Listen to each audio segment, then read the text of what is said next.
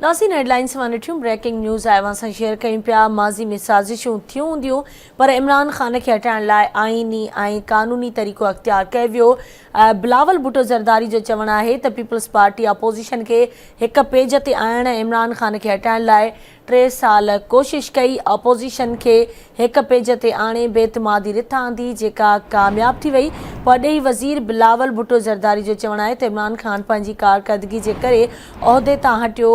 परॾेही वज़ीर बिलावल भुट्टो ज़रदारी चवे थो इमरान ख़ान पंहिंजी नाकामी लिकाइण लाइ अदलिया एस्टेब्लिशमेंट ते हमला करे रहियो आहे।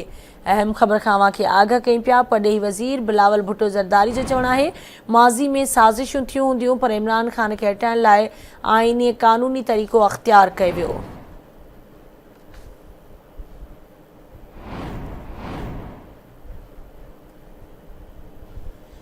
पीपल्स पार्टी अपोज़िशन खे हिक पेज ते आणण इमरान ख़ान खे हटाइण लाइ 3 साल कोशिश कई।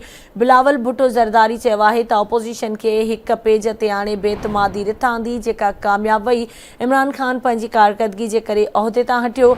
इमरान ख़ान पंहिंजी नाकामी लिकाइण लाइ अदलिया एस्टेब्लिशमेंट ते हमला करे रहियो आहे।